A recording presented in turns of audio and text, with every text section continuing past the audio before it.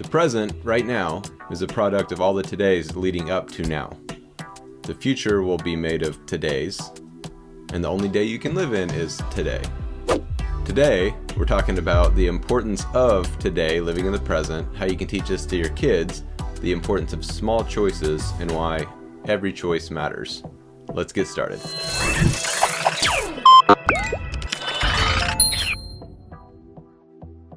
Please don't forget to subscribe for more videos on money, minimalism, our travel journey around the world. We publish a new video every week.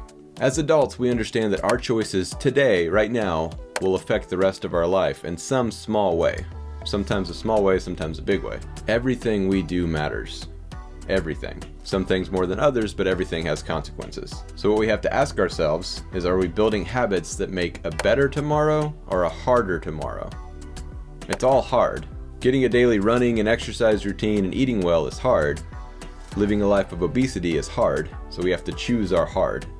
And the hard that we choose is going to depend on what we do today, every day. So what kind of habits are you building? What kind of habits are your kids building? Long-term goals are important, but so are short-term goals, because that's what gets us to our long-term goals. The only thing we can actually affect is today, what we're doing right now. So our goal for the day or for the week, in a way, is a lot more important than our long-term goal, because we can't get there without what we're doing right now. So why does it always seem like we start new habits on a Monday, or at minimum tomorrow?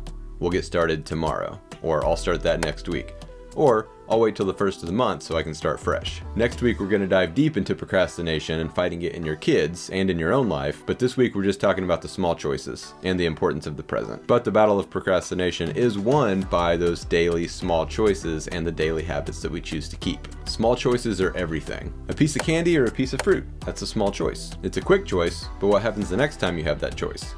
What choices you're making repeatedly. If you repeatedly choose the fruit over the candy every time, in a few years you're going to be in a much different place than you would be had you chosen the candy. Imagine how many books you would have read by now if you would have committed to reading just 5 pages a day for a year. That's 8 or 9 standard length books. Now imagine if you had started this habit 10 years ago. Your kids are in a place to where they can start these habits early and young. I'm not trying to make you feel guilty about where you're not.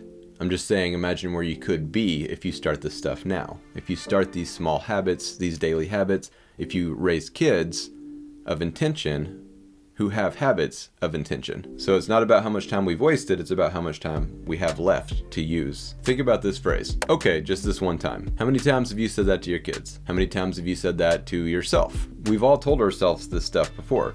We'll just skip the workout today. We'll just have this one piece of candy. I'll start a reading habit tomorrow. Each time you miss an opportunity to make a decision that improves your life. And instead, you take a small choice that actually negatively impacts your life. Skipping a workout, eating one piece of candy, starting a reading habit tomorrow, these are all inconsequential at the time. And there's nothing wrong with that when it is a small decision and it's not an ongoing pattern. That's when it becomes a habit, and it can become a negative habit. And you can fight this battle by implementing small rules in your life to make sure that you never actually have this turn into a pattern, such as, I never miss 2 workouts in a row. So if you say, okay, just this one time I'm not going to the gym, that's fine as long as it doesn't happen twice in a row. Little rules like that can make sure that you stick to your habits that you want to achieve. And if we don't have these intentional rules, we're going to build unintentional, subconscious rules in our life that we follow without even realizing it. Here's an example. We often fall for the I might as well go all out mindset. That's a dangerous mindset. Actually, in habit psychology, this is referred to, and Charles Duhigg talks about this in the book The Power of Habit, as the what the hell effect. I didn't name it, that's just what it's called. And it'll make sense when I explain it. Think about it. You're trying to eat better, maybe you're on a diet, maybe you're just trying to live a healthier lifestyle and watch what you eat and eat a little bit less. And you're doing great all the way until your friend invites you to a Chinese buffet. So you decide you're gonna go and you're just gonna have some vegetables and you're gonna have some meat and you're gonna eat healthy. And then you see a few things that you like, maybe some deep fried things, maybe some heavy carbs, and you're like, you know what? I might as well just go all out. That's where the what the hell comes in. I might as well go all out. If I'm gonna have one donut, I might as well have 12. If I'm gonna have a piece of pizza, I might as well eat the whole thing. But then 30 minutes after that Chinese buffet, you feel like you're gonna die and you realize that you made a mistake and you probably shouldn't have eaten so much, and you're definitely not in a better place now, physically, if you can't move. Sometimes we need that. Sometimes we need to go all out. Sometimes we've maybe been working a lot and we need to just have a getaway and take a whole day to do absolutely nothing. Sometimes we need to go all out. But the problem is we tend to do that almost every time.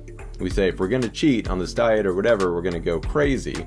And if that's not built into your diet plan, where you have a specific cheat day or something, that's a dangerous mindset, and that's a dangerous mentality that your children can take that you need to get out of them before it gets really deeply ingrained into them. You shouldn't go all out every time you cheat on your diet. You shouldn't do absolutely no exercise every time you miss your 1 hour workout. And you shouldn't wait till tomorrow to resume that daily habit of reading or meditation or whatever good things you're trying to put into your life just because tomorrow may be Monday. Start today. These small choices are important. Why small choices are everything. The British Journal of General Practice published a study on habit formation, and it seems like all these studies that I've read on habits and forming habits say basically the same thing. Habits need to start small, you need a cue, and you need a reward. And the study actually published a tool for creating new habits, and this is a great tool to use to go over with your kids to help them create new positive habits. Here's their checklist. First, decide on a goal you would like to achieve for your health. Could be mental health, physical health, spiritual health, whatever. Second, choose a simple action that will get you towards your goal, which you can do on a daily basis. Third, plan when and where you will do your chosen action. Be consistent, choose a time and a place you encounter every day of the week. Fourth, every time you encounter that time and place, do the action. Fifth, it will get easier with time, and within 10 weeks you should find you are doing it automatically without even having to think about it. Finally, sixth, congratulations, you've made a healthy habit. And this is what it would look like if you wrote it down. My goal, example, to eat more fruit and vegetables. You write it down. My plan, such as after I have lunch at home, I will have a piece of fruit. That's when and where. You will write down when blank, I will blank. The key part here is to choose a simple action. If you start too big, you fail. This model is extremely effective. The problem is we often would rather read about habit formation and new diets and new exercises and new finance ideas than actually implementing these ideas and actually taking action. Remember, it all matters.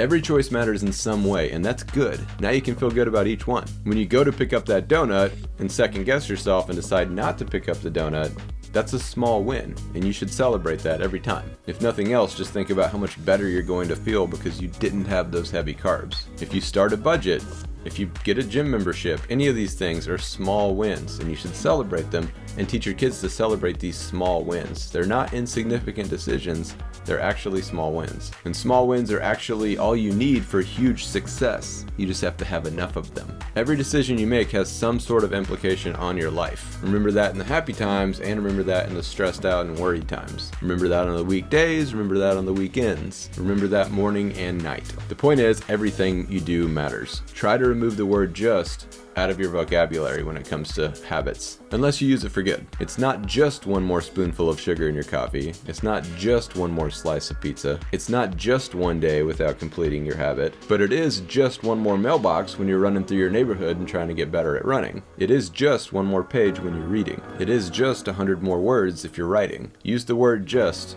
for good. So flip your thinking, stop making excuses for why you can do or get to do the bad thing, and start doing the good thing, and teach your kids to do the same thing. Please don't forget to subscribe for more of these types of videos and money, minimalism, travel, etc. Check out my new book, Intentional Children. I talk about money and mindset throughout that book. It's kind of the parenting book of all the things that slip through the cracks in other parenting books.